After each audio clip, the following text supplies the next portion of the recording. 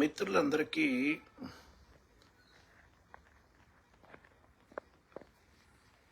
Good morning. చాలా కాలము తరువాత రాజకీయాల గురించి మాట్లాడాలనో లైవ్లోకి రావాలో అని ఆలోచన నాకు రావటం జరిగింది. కారణం ఏంటి అంటే డాక్టర్ పెమ్మసాని చంద్రశేఖర్ గారి గురించి మాట్లాడాలి. ఈరోజు ఒక బ్రాండ్ క్రియేట్ చేస్తున్నటువంటి రాజకీయ నాయకుడు శ్రీ పెమ్మసాని చంద్రశేఖర్ గారు. పెమ్మసాని చంద్రశేఖర్ గారు పర్సనల్ లైఫ్లోనూ ప్రొఫెషనల్ లైఫ్లోనూ అలాగే రాజకీయాల్లో కూడా తనకంటూ ఒక ముద్ర.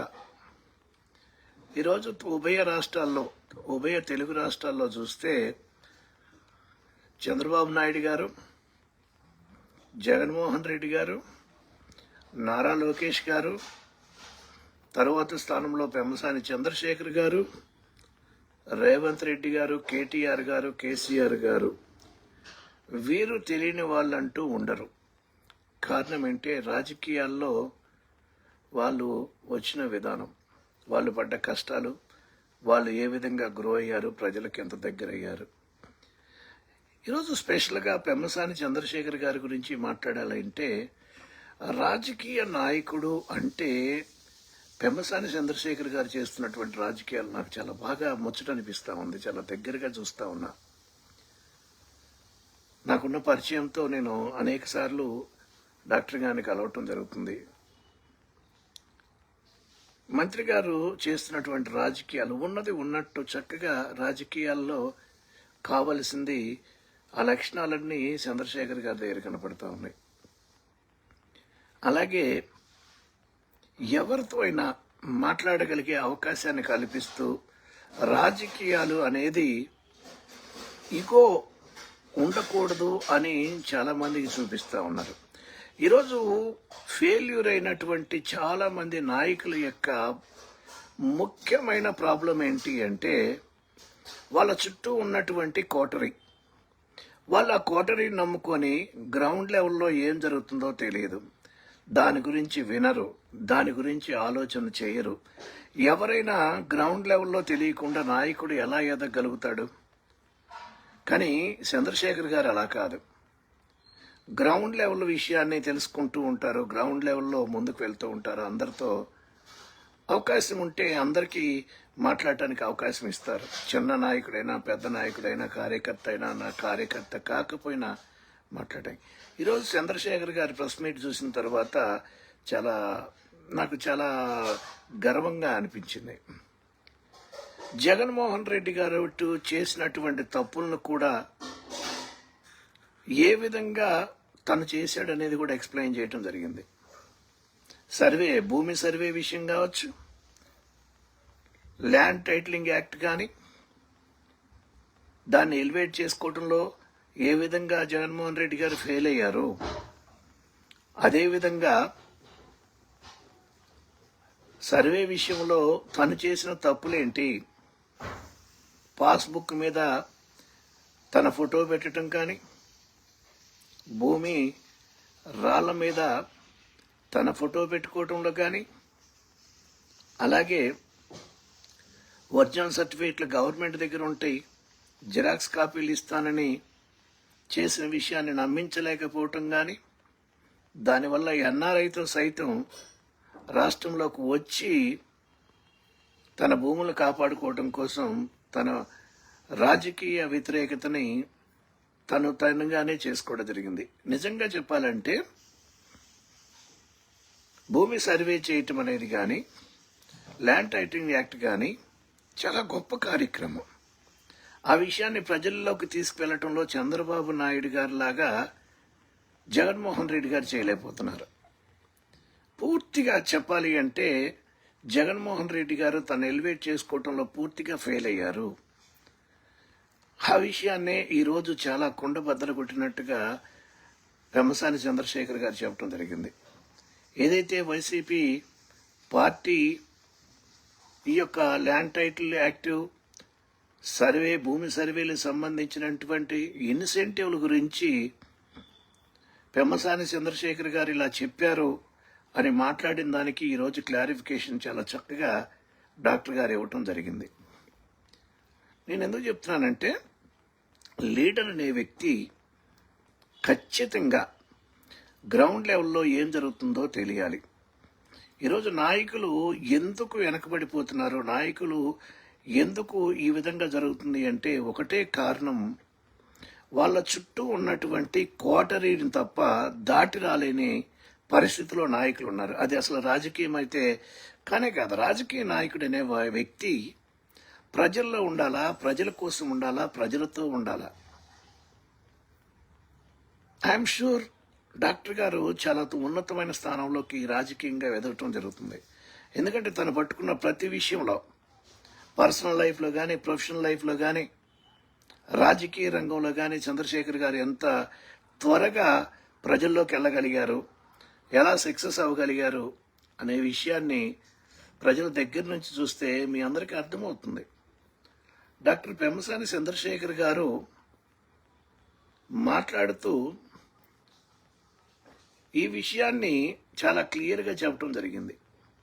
భూమి సర్వే అనేది బ్రిటిష్ పాలన తరువాత భారతదేశం మొత్తం కూడా మొదటిగా జగన్మోహన్ రెడ్డి గారి ప్రభుత్వమే ప్రారంభించింది. ఎంత ధైర్యం ఉండాలండి ఒక ప్రతిపక్ష నాయకుడు చేశాడు అని ఒప్పుకోవటానికి. ఈరోజు నాయకులు ఎలా ఉన్నారో తెలుసా? తన డబ్బా కొట్టుకోవడం తప్ప ఎదుటి వాళ్ళు కూడా పని చేశారు అని చెప్పే ధైర్యం కట్స్ ఉండాలి కదా. అది పెమ్మసాని చంద్రశేఖర్ గారి దగ్గర ఉన్నటువంటి లీడర్షిప్. ఎప్పుడైతే ఆ క్వార్టరీలో ఉంటామో గ్రౌండ్ లెవెల్లో ఏం జరుగుతుందో తెలియదు. లేకపోతే మనం చేసిన పని ప్రజల్లోకి తీసుకెళ్లటం రాకపోవటం కూడా ఫెయిల్యూరే. ఏదైతే మనం చేస్తున్నామో 1కి 10. ఏమంటే ఒక చిన్న సాఫ్ట్వేర్ డెవలప్ చేస్తే దాన్ని టెస్ట్ చేసి దానికి టెస్టింగ్ అయిపోయిన తర్వాతే మనం మార్కెట్లోకి వదులుతాం. అలాంటిది ఒక గొప్ప ప్రాజెక్ట్ తీసుకొచ్చినప్పుడు జగన్మోహన్ రెడ్డి గారు దాన్ని ఎందుకు తీసుకెళ్ళలేకపోయారు?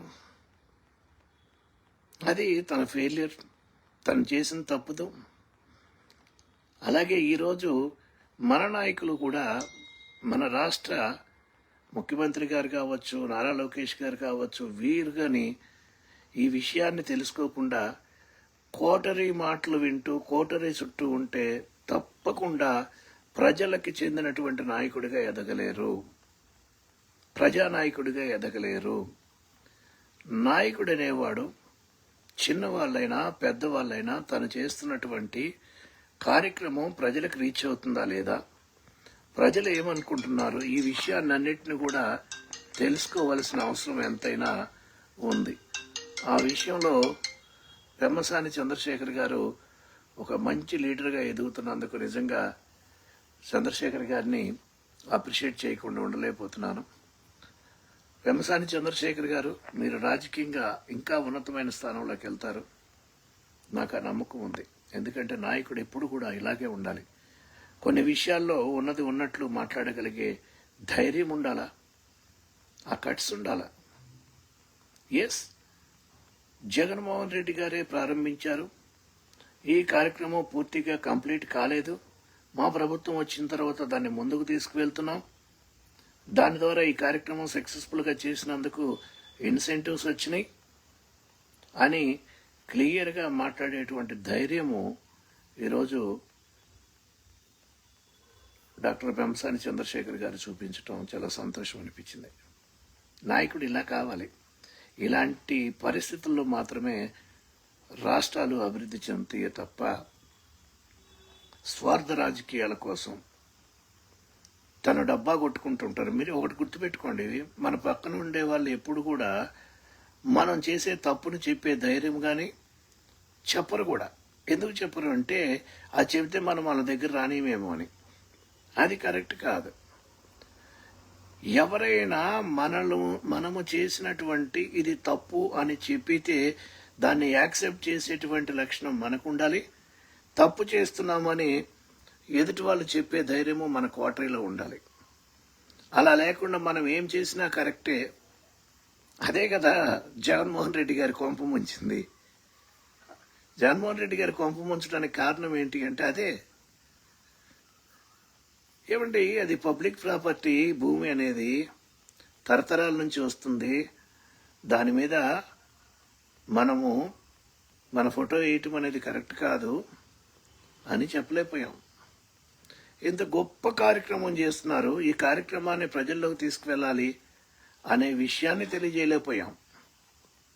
అదే కాకుండా మనం చేస్తున్నటువంటి ప్రతి పని ప్రజలకు ఉపయోగపడుతుందా లేదా, ప్రజలకు చేరుతుందా లేదా, ప్రజలు దాని గురించి ఏమనుకున్నారు. ఏమంటే ఒక విషయం చెప్తాను చూడండి. గతంలో రాజులు మంచిగా పరిపాలన చేసేటప్పుడు రాత్రులు మారువేషంలో ప్రజల్లోకి వెళ్ళి తన గురించి, తన పరిపాలన గురించి ఏమి జరుగుతుంది అని తెలుసుకునే వాళ్ళు కాబట్టి వాళ్ళు సక్సెస్ఫుల్గా అయ్యారు. ఈరోజు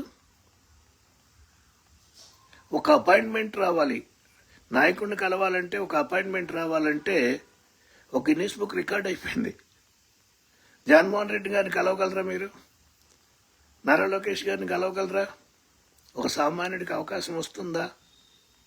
నేను ఎందుకు వీళ్ళ గురించి మాట్లాడుతున్నానంటే, జగన్మోహన్ రెడ్డి గారు కానీ, నారా లోకేష్ కానీ, పెమ్మసాని చంద్రశేఖర్ గారు కానీ, వీళ్ళకి రాజకీయంగా చాలా పెద్ద భవిష్యత్తు ఉంది.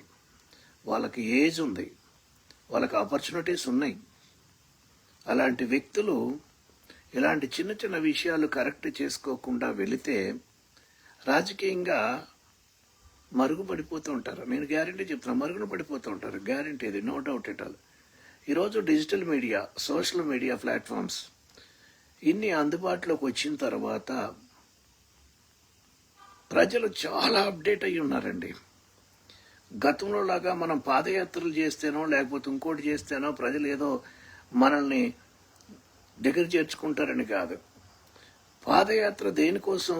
ప్రజల దగ్గరికి వెళ్ళి ప్రజల్లో ఏం జరుగుతుందో గ్రౌండ్ లెవెల్ తెలుసుకోవటం కోసం. మరి అధికారం వచ్చినప్పుడు ఈ పాదయాత్ర యొక్క ప్రామిసెస్ కానీ, మనం చేస్తున్నటువంటి కార్యక్రమాలు కానీ ప్రజలకి చేరువవుతున్నాయా లేవా, ప్రజలకు అందుబాటులోకి ఉన్నాయా లేవా, మనం ప్రజలతో మాట్లాడుతున్నామా లేదా, ఇలాంటి కార్యక్రమాలు మనం ఎందుకు చేయట్లేదు? సడన్గా మనం రాజు అయిపోయినందుక? మనం just custodian of the government ఆస్తులకి మనం కస్టోడియన్. ప్రజలకి వాళ్ళ తరపున మనము ఒక డ్రైవర్. బిలీవ్ మీ, నువ్వు ఒక డ్రైవర్ లాంటి వ్యక్తి, లీడర్ అనే వ్యక్తి. ప్రజలు తను పాలించాలి తనని అని మనకి ఓటేసి నాయకుడిగా మనల్ని ఎన్నుకున్నంత మాత్రాన మన మీద గొప్ప మన బాధ్యత పెరుగుతుంది. మన బాధ్యత పెరిగినప్పుడు ఇంకా మనము ఏ విధంగా వాళ్ళకి మనము సేవ చేయగలుగుతున్నామో, రాజకీయంగా ప్రజలకి ఎలాంటి మేలు చేయగలుగుతున్నామో, ఎలాంటి అభివృద్ధి కార్యక్రమాలు చేయగలుగుతున్నామో, వారి కోరికలు ఏ విధంగా ఎక్కువ పర్సంటేజ్ వాళ్ళని సక్సెస్ఫుల్గా తీసుకెళ్ళగలుగుతున్నామో అలా చేయగలిగితేనే రాజకీయంగా మనము దీర్ఘకాలం పనిచేయగలుగుతాం. ఈ విషయాన్ని, చాలా విషయాలు నేను ఎవరికి కూడా సలహా ఇచ్చే స్థాయి కాదు, సలహా ఇవ్వాలనే ఉద్దేశమూ కాదు. ఈరోజు నేను పెమ్మసాని చంద్రశేఖర్ గారి గురించి చెప్పవలసిన అవసరం ఎందుకు వచ్చింది, ఎగ్జాంపుల్గా మాట్లాడవలసిన అవసరం ఎందుకు వచ్చింది అంటే, డాక్టర్ గారు చేస్తున్నటువంటి పనులు కానీ, ఆయన చేస్తున్నటువంటి కార్యక్రమాలు కానీ, ఈరోజు ప్రజల్లోకి వెళ్తున్న విధానం కానీ, ప్రజలకు ఉంటున్నటువంటి అందుబాటులో కానీ, భారతదేశం మొత్తానికి ఆయన కేంద్ర మంత్రి. కానీ ఖచ్చితంగా తప్పకుండా నెలలో కనీసం 4 రోజులైనా తన నియోజకవర్గ ప్రజలకు అందుబాటులో ఉంటూ ప్రతి ఒక్క నాయకుడికి, కార్యకర్తకి, చిన్న వ్యక్తికి కూడా అవకాశం ఇస్తూ వాళ్ళ యొక్క విషయాలు, వాళ్ళ యొక్క ప్రాబ్లమ్స్ ఏమైతే ఉన్నాయో తెలుసుకుంటున్నటువంటి విధానం ఈరోజు నాయకుడికి కావాలి. దానికి కంపేర్ చేసి చెప్తున్నాను తప్ప నేను వేరే ఉద్దేశం అయితే కాదు. డాక్టర్ పెమ్మసాని చంద్రశేఖర్ గారి లాగా రాజకీయ నాయకులు అందరూ కూడా ఈరోజు మన ఆంధ్రప్రదేశ్లో ఉంటే మన ఆంధ్రప్రదేశ్ ఇంకా ముందుకు వెళ్తుంది. ఎందుకంటే ప్రజలకు ఏం కావాలి, ఏం జరుగుతుంది, ప్రజలకి ఎలాంటి సిచ్యువేషన్లో మనం పరిపాలన చేస్తున్నాము, వాళ్ళకి ఫలాలు ఏ విధంగా అందిస్తున్నాము, అందించినటువంటి ఫలాలకు వాళ్ళకి చేరుతున్నాయా లేవా, వాళ్ళ అభిప్రాయాలు ఏ విధంగా ఉన్నాయి అని తెలుసుకోలేనిపోతే నాయకుడు ఎందుకండి? Head weight. మనం నాయకుడు అయిపోయిన వెంటనే మనం ఏదో గొప్ప వాళ్ళమే కాదండి. బాధ్యత పెరిగింది, రెస్పాన్సిబిలిటీస్ పెరిగినాయి. ఈరోజు ప్రజలు మీకు పెద్ద రెస్పాన్సిబిలిటీ ఇచ్చారు. ఆ రెస్పాన్సిబిలిటీ మనము సక్రమంగా నిర్వహిస్తే మరొకసారి అవకాశం ఇస్తారు. మనం ఎప్పుడైతే ఈ రెస్పాన్సిబిలిటీని మరచి, మనం ఎప్పుడైతే మన యొక్క కోటరీని దాటి రాకుండా కోటరీ చెప్పినటువంటి మాటలే వింటూ, వాళ్ళు ఎప్పుడు కూడా మీ చెడు ఎందుకు చెప్తారు? మీరు చేస్తున్నటువంటి ఏదైనా ప్రజల్లో మీ మీద జరుగుతున్న వ్యతిరేకత గురించి మీకు ఎందుకు చెప్తారు? మీరు ఎప్పుడు కూడా మీరు రాజా, రాజాతి రాజా, రాజాతి రాజా ఇవే తప్ప ఏమీ చెప్పరు. ఇప్పటికి కూడా చెప్తా ఉన్నా, నేను చాలా ధైర్యంగా చెప్తా ఉన్నా విషయాన్ని. నాయకుడు అనే వ్యక్తి ప్రజల్లో ఉండాలి, ప్రజలకు దగ్గరలో ఉండాలి, ప్రజలకు అందుబాటులో ఉండాలి, ప్రజలతో ఉండాలి, ప్రజల సమస్యలు తెలుసుకోవాలి, ప్రజల కోసం పనిచేయాలి. మనకి అధికారాలు ఇచ్చేది దేనికోసం అంటే మనం కస్టోడియన్, ప్రజల ఆస్తులకు కస్టోడియన్. ప్రజల యొక్క పరిపాలనకు సంబంధించి వారికి సంబంధించినటువంటి అభివృద్ధి కార్యక్రమాలు చేయటంలో కానీ, మనం తీసుకున్నటువంటి నిర్ణయాలు ప్రజా యోగ్యంగా ఉన్నాయా లేదా, ప్రజా వ్యతిరేకంగా ఉన్నాయా. ప్రజా వ్యతిరేకంగా ఉంటే ఇమ్మీడియట్ గా విత్డ్రా చేసుకునే ధైర్యము ఉండాలి లీడర్కి. దాంట్లో ఏం ప్రాబ్లం కాదండి. Yes, right is right, wrong is right, wrong is wrong. Boss always is not right. Remember, అది కార్పొరేట్లో జరుగుతుందేమో, ఎంప్లాయ్మెంట్లో జరుగుతుందేమో. రాజకీయంలో boss never is right. Every person is taken from advisors in the ground level, then only they are going to be successfully run their job. Please remember, I am not commenting anyone, I am not insulting anyone, I am not appreciate anyone. What my opinion is that leader to be available anytime in the people, that type of leaders is required for Andhra Pradesh. Thank you so much.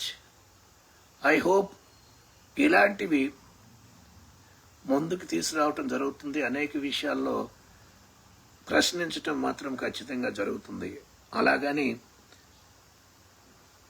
ఎటువంటి